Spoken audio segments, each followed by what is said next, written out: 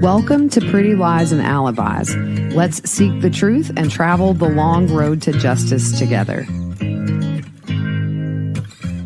Well, what you know, Alibiers, welcome to another episode of Pretty Lies and Alibis. I'm Gigi. Happy Monday, Eclipse Day. The nerd in me is so happy. I'm wearing my Pink Floyd Dark Side of the Moon shirt. The last song on that album is Eclipse.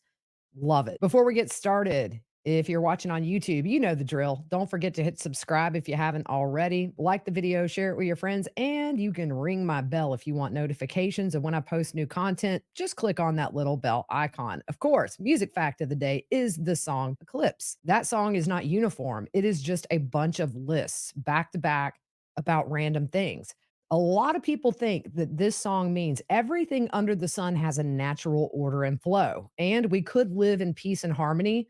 But the trouble is, the natural order is eclipsed by the lunacy of modern life. That was one person's interpretation. I totally agree with that. One of my earliest memories is being very young, listening to that with my dad's huge headphones. I want to focus on Tylee for a second. Tomorrow, we'll focus on JJ, and the next day, Tammy. But what did Tylee like? In the very early days of this case, me and my old co-host and best friend of 30 plus years, Fruit Loop, did a lot of research online before this case really hit mainstream media and found a lot of information about all the key players. I found Tylee's YouTube and she had several playlists. One of those was called Driving with Tylee. Some of the songs on there were Believer by the Imagine Dragons, Glad You Came by The Wanted, and Unconditionally by Katy Perry. There was an uplifting playlist. This one had a lot of LDS videos that were teaching life lessons and just overall positive messages. Some of the other songs on there was Unsteady by Ex Ambassadors and To Build a Home by Cinematic Orchestra. That's a beautiful song.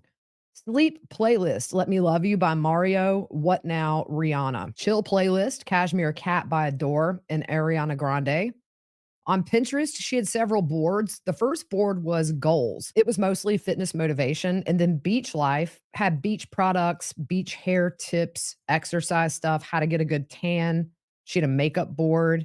There was some photography with just a couple of pictures that she had taken in Hawaii. A motivational quote she had pinned, life won't wait forever. Whatever you want to do, do it. There's only so many tomorrows. Her favorite TV shows were The Office and Supernatural. She did have a Twitter account, but it wasn't active since 2016. But her headline on that Twitter account was Smile If You Read This. I really believe that the only reason Tylee went to Rexburg with Lori and company is because she loved JJ. She adored that kid. She was very protective. I think in the later days, Tylee was the one caring for JJ mostly. Lori was checked out. But, I always see Tylee as, in a way, sacrificing herself because I think at that point she knew her mom was a special kind of unhinged and that if JJ went alone with her, I think Tylee was worried what would happen to him. So to me, Tylee is a hero and always will be. August 7th, 2019, Lori and Chad clearly have had a disagreement. Lori texts Melanice, we just had a big fight, probably no go next week. Melanice asked if she's okay. And she says to Lori, I love you. If you need to talk, call. I don't sleep. It was a hard day. Don't let the dumb things get to you. You know who you are. Praying for our hearts to be made full and for the Lord to execute all things expeditiously. Investigators note that Melanice was aware of the Lord's plan for them. Chad texts Lori, my heart is crushed, but I will never stop loving you. The next day on August the 8th, Chad texts Lori, missing you. Headed to the girl's funeral. Emma was her teacher. Emma is his daughter, by the way. He says Emma was her teacher and is one of the speakers. This is very difficult, but I will abide by your request not to talk. I hate causing you pain. Later on, he texts her good night. Saddest day of my life. Grandpa Keith is here. I'm supposed to warn you that you're unprotected. The angels are angry you're ignoring me. I understand you need space, but you cut me off, and the protection I put around your house is gone. Chad says, if you give me a thumbs up, I will restore our connection enough to give you some protection. Lori says, I love you, and Chad says, thank you, my love. The fight was about Lori not going to Rexburg. She was ignoring his text until he mentioned, by the way, that he was not manipulating her into responding. Also, on August the 8th, this photo of JJ and his service dog Bailey is taken. The next day, Lori places the ad to sell Bailey. She uses the name Lolo Ryan, Ryan being the last name of her third husband and the father of Tylee, Joe Ryan. Here's what the ad said. Bailey has such a sweet spirit. He has brought so much love to his home, but his owner recently died and he needs a new home. He's fully trained with certification as a service dog, up to date on vaccinations, has been trained with children in the home, non smoking home. Bailey is sweet and friendly around other dogs, looking for new owners who will appreciate and love him the way he has been loved. Spent $7,000 on service training. He is a full bred golden doodle, has experience on airplanes, has experience with people with autism. She was asking $2,500 for Bailey. One thing to note, you don't sell service dogs like that. You would go to a trainer to see if they would be interested in getting that dog for you because they're already trained. And that is a huge process, a very expensive process. The other thing is that it was said by several people close to Lori that JJ really didn't like the dog, that it was more Charles. That is a lie. JJ loved Bailey. Bailey, obviously, very attached to JJ and provided Charles and Lori back when things were good with a peace of mind because Bailey and JJ hit it off and Bailey let them know if JJ were to get up and wander around. But in the midst of all the chaos of losing his father, everything going on at home, gosh knows what went on behind closed doors. Now she's getting rid of his service dog. It goes to show you how evil Lori is at her core. Still the same day, August the 9th, Lori texts Chad, can you check Nathan Pacheco? Now, this is a singer of gospel music. See what level he is. Is he light? Also, Mike Stroud. I looked up Mike Stroud. It looks like he does some podcasts about religious stuff. I'm not sure what else he does. She goes on to tell Chad, Melanie Gibb thinks he went dark, but I think he's light. Chad says, I'll check. Any guesses on Pacheco? Lori said, just tell me. And Chad says, 4.1 dark. Lori says, nope, 5.1 light, part of our team. Chad says, we'll go with your answer. Lori says, well, why? What's wrong with your picker? What about Mike Stroud? Chad says, he's done a great infiltration job. At Lori's trial, the witness testified Lori disagreed with Chad on his assessment regarding these two people. She designates her own score that goes against Chad. Kind of makes me think Lori was a little bit hot for these two guys. August 10th, Kay and Larry FaceTime JJ for the last time. The FaceTime lasted 36 seconds.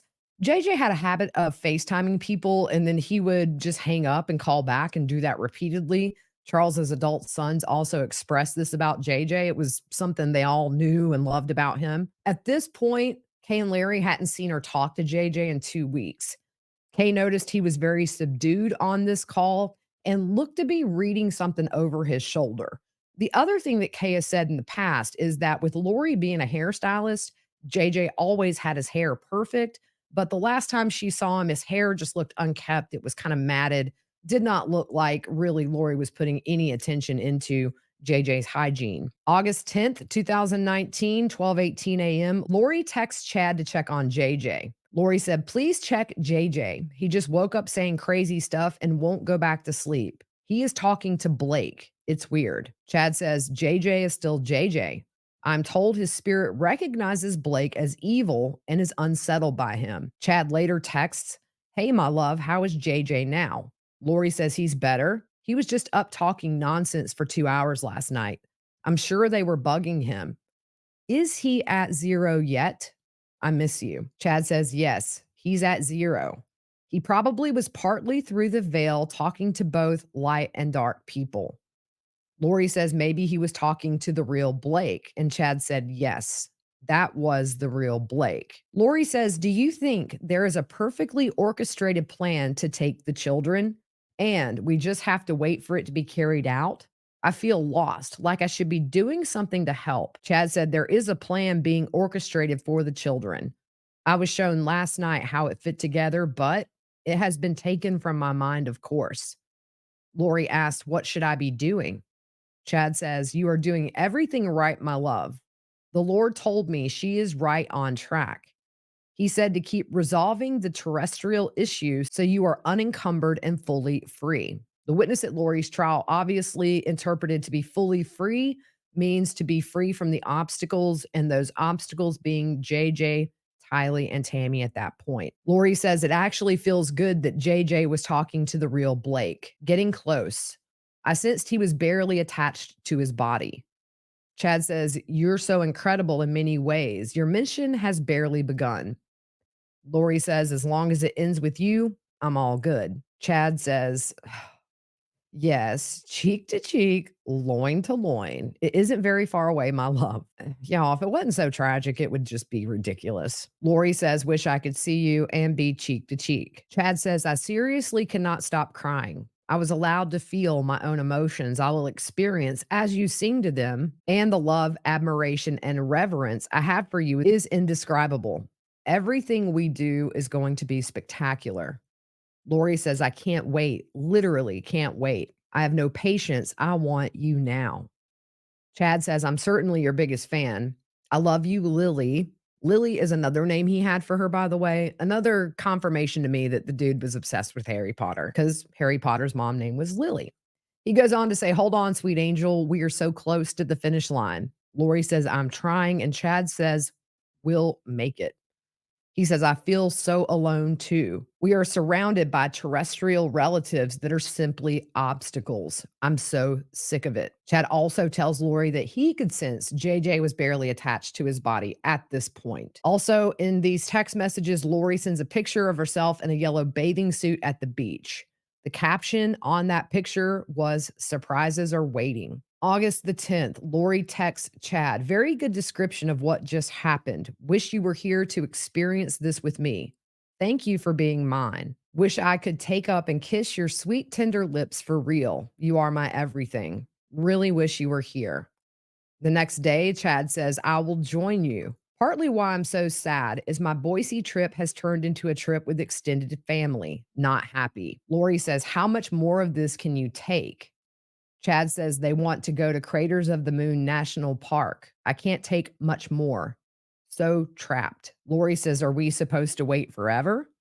Chad says, "No, but the next 2 days will be torture. I'll be alone Wednesday and beyond." Lori says, "Is that what he wants? Me sitting, waiting for you endlessly and you wasting time? It doesn't feel right. It feels so drawn out." Chad says, "I'm frustrated and sorry." Lori says, "You can keep tearing my heart out. I can't take it anymore. I'm sorry." Chad says to look beyond the next 2 days. And Lori says, "What about the last 2 days? I didn't talk to you on your birthday. If you really loved me, you wouldn't want that either." Chad says one of his kids is there with him and he can't talk. This is where Lori gets very manipulative, in my opinion, to speed up the process for him to kill his wife. Lori says, "Give all your love to the family." She says she can't do this and she'll be there if anything changes. Chad says, "So crushing and I'm destroyed. My love is deep and real. I want to change you. I'm hindering your life. I'll leave you alone until I hear from you." And Lori says, "You can't say to me nothing else matters. Everything is before me. If that's what the Lord wants, I need to do something to pull myself out of this deep despair. Too much, too long. The pain is unbearable." Chad says, "You're right. Put me aside until things change. The pain is unbearable." Lori asks, "Are you going to threaten I'm unprotected for doing so?" And Chad says, "Absolutely not. I'm so upset. I demand they protect you more than ever." Lori says, "I'm so alone without you. It's devastating." And Chad says, "Me too." Lori said, "What is it you really want?" Chad says, "I want to be with you. I would happily join you tomorrow if I felt heaven wouldn't strike us down." Investigators noted in August it seemed like Lori and Chad were having a really hard time carrying out the affair with Chad still being married. So August 11th, Lori turns up the heat a little more and puts a lot of pressure on Chad. She says, "You should give all your love and attention to your wife and family. I'm just a distraction. Go have fun with your family. I really want you to. I just can't be in the way anymore. If things change, we can talk, but we have nothing until things change anyway." The next day, August 12th, Lori has a meeting with Social Security at 1:30 in Apache Junction, Arizona. The amount they told her was close to that $4,000 estimate she got when she went to the benefits estimator website. August 14th, Lori takes a screenshot of a residence in Rexburg. You see, she's playing Chad, but in the meantime, she's still planning to move to Rexburg. August 15th, Lori purchases glow in the dark malachite titanium rings from an Etsy store for $259.98. The sizes were 4 and then 11 and a half. Ultimately, that money was refunded to her because the owner of the company did not have time to make those rings. But you see, we are 2 months before Tammy Daybell would be murdered, and Lori's already buying the wedding rings that they would use when they're married in Hawaii. August 16th, Lori changed the deposit of Tylee's Social Security benefits from Tylee's bank account to Lori's. She totally did this because Tylee was still alive at this point and she needed Tylee's signature to do so. August 17th, Lori rents a van for their move. Melanie's texts Lori asking, did they pick up Bailey? Lori did not respond. August the 20th, Lori travels from Phoenix to Idaho using the name Lori Ryan. She used that name when she was doing shady stuff. If I'm remembering correctly, I think her Hawaii driver's license may have had Ryan on it, and at this point, that driver's license was still valid. August 27th, Lori has utilities and internet turned on at the townhomes they would eventually move to. August 25th, Kay reaches out to Lori to try to see JJ. The subject was JJ FaceTime and visit request, please. She says, Lori, I ask again, please let us visit JJ. Please let him FaceTime us. Yes, Lori, I'm begging. I'll do anything in order to see him. Thanks, Kay Woodcock. August 30th was JJ's last day at his school in Arizona. I haven't talked much about his school there, but from everything we've learned, this was an amazing place for JJ. He thrived there. I taught special needs years ago at a high school, and I'm going to tell you, those kids become like your own and you love them. The far reaching effects of living victims goes beyond family. It goes to these teachers, to his schoolmates. Also, on this day, the dog trainer finds out Lori is trying to sell Bailey. He comes to pick the dog up, and he told Justin Lum at Fox 10 Phoenix they were in the middle of moving. Lori had the SUV in the middle of the driveway. They were throwing bags in there. JJ was in the back seat on his tablet. He did not see Tylee.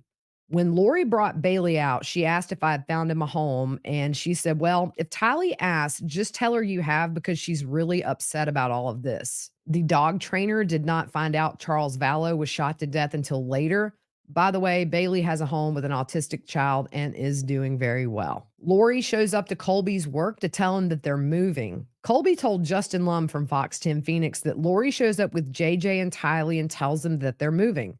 She said she couldn't tell him where they're moving and said that was for his own protection. She told Colby she got a new job, and he noticed Tylee obviously seemed sad about moving and didn't say too much. He hugged everybody and said he didn't know if they were staying in Arizona or not, but ultimately he thought it was good to get JJ and Tylee out of the house that Charles was shot and killed in. He told investigators in Gilbert, Arizona that growing up, Lori moved around a lot and would frequently change her telephone number.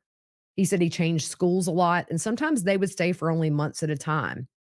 He said that when Lori told him that they were moving, he assumed it was just because Lori did that a lot and it was nothing out of the ordinary. August 31st, Lori moves to Rexburg. She calls it Zion. Lori tells Melanie Gibb that Tylee will be attending BYU. Tylee drove the Jeep along to Rexburg and spoke to a friend on the drive for about 20 minutes. She told her friend the reason they were moving was because she was attending BYU and Lori had also gotten a job there. I really think that part of the reason too that Lori was able to get Tylee to go is maybe telling her, hey, we'll get you in at BYU. You can go to college. And who wouldn't want that? Neighbors do confirm seeing Tylee when everybody moved in and saw her briefly a couple of times after they moved in, but not since the first or second week of September. Tylee's friend said once Tylee was in Rexburg, they texted consistently initially. Tylee would usually respond within about 20 minutes, but suddenly the responses would take 2 hours, and that was unusual. And eventually the messages stopped. In the last text message this friend sent to Tylee, she asked about school, and the response she got was that she starts the next day. The following day, her friend texted to ask about Tylee's first day, and there was no response. Between September and October, Colby was trying to text Tylee, and when he did reach out, he would tell her he loved her, and Tylee would say she was busy or make excuses why she couldn't call him. If he asked Lori about Tylee, Lori would just say she's super busy. On September the 2nd at 3:56 p.m., Zulema sends Alex a text. How was the trip? Alex says, pretty good considering the dark portal we brought with us. Zulema puts a question mark and Alex says, Tylee, can you call a tornado for a single person? Zulema says, tornado. Maybe an inner tornado. Alex said, inner is good. Zulema says, I think you guys will be led to deal with the dark one when it's time. Alex says, agreed. Es cierto. The Spanish translation means it's true. Zulema testified at Lori's trial that Chad and Lori very aggressively tried to convince her to move to Rexburg. They said it was part of Zulema's mission to be there, and she needed to help them build Zion. The problem is, Zulema had a job, she had kids and grandkids in Arizona. When the subject of money came up, Lori said that Melanice has enough for all of us. In Melanice's divorce settlement, it said that she got a significant amount of money in the hundreds of thousands of dollars. September 3rd, Alex texts Lori asking what she's doing, and Lori responded she's working on Z's, which means zombies. What did you decide on username and password? Alex says the Wi-Fi network name is anti-layman. The password is too many kids with the number 2. Lori says funny. Alex would tell Lori he's proud of her and says no more Z's. Lori says we are trying to get to the bottom of what we need to do to eliminate them completely. I'm sure you'll be told also. Alex says I'm going to get lunch and probably go to the range to sight in my rifles. Lori says bad news on our brother, meaning Adam. Alex says, what's that? And Lori says Z. Alex says, really? When was that? She says, as of early January. He says that explains his interest in Charles. And Lori says, Ned recruited him shortly after. This is why. He's part of the 24. He says that made sense. Wow. Lori says, more sad news. Guess who is the final Z of the 24? Alex says, Pops or Brandon? Lori says, nope, think of Judas, who loved me completely then turned against me. Our sweet Adam. He's in paradise. The real Adam. It finally makes sense. Alex says, when did that happen? And she says, about the time he turned. It makes sense. He being dedicated to Brandon and Ned. Alex says, so February? And she says, yep. Alex says, how did Adam die or was he forced out? She said, it's crazy, I know, but it's sad and true. Now we know all 24. Forced out, I think. With his anxiety, he wasn't strong enough to fight back. JJ is stronger, fights them off every day. Adam was a 3 light. JJ is a 4.3 light. Alex says, that's when he yells, no, my lips are sealed. Lori says, good boy. Learning more, I'll fill you in this afternoon. Alex says, are you going to tell Shish about Adam or, and he puts a question mark. Lori says, no. It's redacted here. I think maybe it's summer. Her trust level is too low. And Alex says, okay, my lips are sealed. September 3rd, 3:27 p.m., Alex sends Zulema a picture of a rifle with a scope and says that he's at the range. September 5th, 2019, Lori withdraws JJ from his school in Arizona. She emailed staff this. Since the circumstances in our life have changed drastically since my husband passed away last month, I've been offered a job out of state and have had to accept it. We've had to move quickly since the job started ASAP. So I'm sad to inform you that Joshua won't be returning this year. You have been so great to get him in this year, and his DDD funding and scholarship have just all been finally settled. I really appreciate all you've done for JJ. I will continue to recommend life to all of our friends. We are doing our best to adjust to our new life. Please let me know what you need to do to withdraw him. You can email me a withdrawal form or whatever needs to happen. Thank you again, Life. We really loved our time with you. JJ School could not get Lori to follow up with the formal process with signatures, and they never got a records request from his new school, and they said that's not normal. September 5th, staff from JJ School in Arizona emails Lori wishing her the best and then asked for her to confirm JJ's last day. Lori responded the Friday before Labor Day, which would have been September 4th, 2019. September 6th, Alex is at Chad's property from 12:41 to 12:53 p.m. And in the pings from the Google account, it looks like he was in and around Chad's house. September 7th is Tylee's last Instagram post. The same day, Tammy Daybell volunteers at Rexburg Rescue Run. Lori also logs on to JJ's old school app. Lori logs into this app, which is essentially for parents to know what's going on in their child's classroom and the school in general.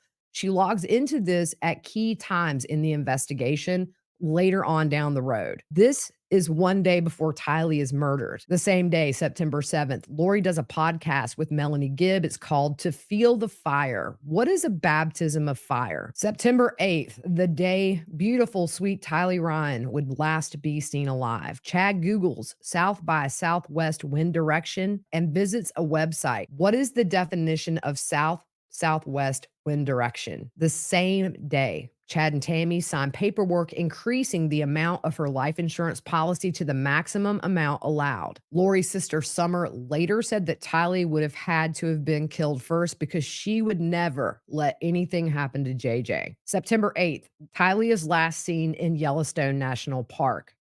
Lori's phone pings there at about 1:09 p.m. This is also where her last photo is taken, hugging JJ with Alex beside them. What was interesting at trial, we saw this is actually a video, and it was so weird after seeing this photo for years in the media to see the live version of JJ hugging his sister Tylee. The video was taken at 2:49 p.m. local time. Lori also takes a selfie with JJ. Investigators note they were driving a Ford truck and they're photographed at the entrance by cameras. That was the last known sighting of Tylee other than those pictures. JJ was actually seen running back and forth in and out of the frame in front of Old Faithful. At some point, Alex texts Zulema and says they're at Yellowstone with the kids.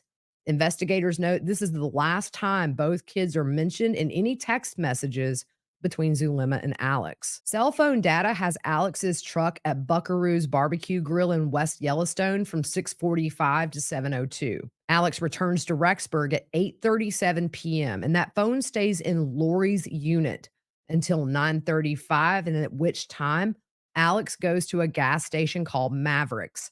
He's inside there from 9:43 to 9:53. Alex returns to Lori's apartment at 10:44 p.m. and stays until 11:15 p.m. At 11:44 p.m., Alex is in his apartment. September 9th, from midnight until 12:44 a.m., he's still at his apartment. But from 2:42 a.m. until 3:37 a.m., Alex is at Lori's apartment. Investigators note this is significant because he's there in the middle of the night. And this is the only time in September he's at Lori's between midnight and 6 a.m. Alex goes back to his apartment until 8:59 a.m. From 4:37 a.m. until 8:59 a.m., Alex is in his own apartment. Then at 9:21 p.m., this is where the case broke. There was one FBI agent who caught this and noticed that on the day after each kid was seen alive, Alex just happens to be on Chad Daybell's property. This is what led investigators to the kids' bodies. At 9:21 a.m., Alex is on Chad Daybell's property at the east end of the barn near the pet cemetery and the fire pit. That's where Tylee's remains would eventually be found. Alex leaves that property at 10:39 a.m. At 10:47, his phone pings in the city of St. Anthony. Investigators weren't sure if he was actually in the city of St. Anthony or if the cell tower ping hit was while he was still on Chad's property. From 10:57 to 11:39, Alex is at Chad's property. Out of the 4 visits to Chad's property in September, this one was the longest at approximately 2.5 hours. So just a trigger warning, I'm going to talk about some things here that are very unsettling about Tylee. So here's your warning to fast forward or click off. We don't know where Tylee was dismembered. However, when they executed a search warrant of the townhomes later on, there was no blood or any biological evidence suggesting anything violent had happened inside those townhomes. We know at Lori's trial, they did say that Tylee's DNA was found on a pickaxe and a shovel in Chad's barn. That's one thing I'm interested in hearing about at Chad's trial. We heard very few of the findings from his property because it's his property. I don't think they had any indication that Lori was on that property, and they did not need to reveal all their cards in Lori's trial as far as what they found on Chad's property. Just enough to make clear to the jury these are her children, and they ended up dead on what would become her future husband's property. I think we're going to find out things in Chad's trial that's going to break our heart, but with no evidence of dismemberment, which is very messy no matter how you do it. So, with no evidence in those townhomes, my belief is that Tylee was dismembered in that barn. And that's why Alex was on that property so long. At 11:52 to 12:02 p.m., Alex's phone pings at the Del Taco in Rexburg. The rest of the day, it looks like he stays in his apartment. The same day, investigators find a text exchange between Chad and Tammy. At 11:53 a.m., 14 minutes after Alex leaves Chad's property, Chad sends Tammy a text. Well, I've had an interesting morning. I felt I should burn all of the limb debris by the fire pit before it got too soaked by the coming storms. While I did so, I spotted a big raccoon along the fence. I hurried and got my gun, and he was still walking along. I got close enough that one shot did the trick. He is now in our pet cemetery. Fun times. At 11:56, Chad texts Tammy, "Gonna shower now and then go right for a while at BYU. Love you." Tammy doesn't respond until 2:47, and her response was, "Good for you." At 2:48, Chad responds back to Tammy, "I'm back home now." Investigators note the text is suspicious because raccoons are normally nocturnal. Also, this was out of the ordinary as far as text communications between Chad and Tammy. Nobody knows how, where, or exactly when Tylee was killed, but my best guess is that when we saw Alex at Lori's that night, for a couple of hours. I think that's when it happened. And I fully believe Lori had a physical hand in the murders of JJ and Tylee. I've no doubt in my mind. The townhomes have enclosed garages, and that opens into the townhome. So Alex could have very easily taken Tylee from the townhome into his truck behind a closed door and nobody would have seen it. It's pretty brazen to drive that distance with a body in the car. He did it not once, but twice. Some people theorize the gunshot that Chad texted Tammy about could have been the moment Tylee was shot and killed. I don't think Tylee would have willingly went over to Chad's. We don't know if Tylee was drugged and then taken to Chad's. We just don't know. And they were not able to determine a cause of death for Tylee because of the condition of her remains, which were burned and dismembered. There is very graphic testimony of the discovery of Tylee's remains. You can go back and listen to Detective Ray Hermosillo's testimony at Lori's trial. He excruciatingly recalls what they found that day. Very clear from his face and anybody's face who was on that property that day, how deeply this affected them. They had been looking for these kids for months. I don't think anybody ever really thought, number one, they were dead.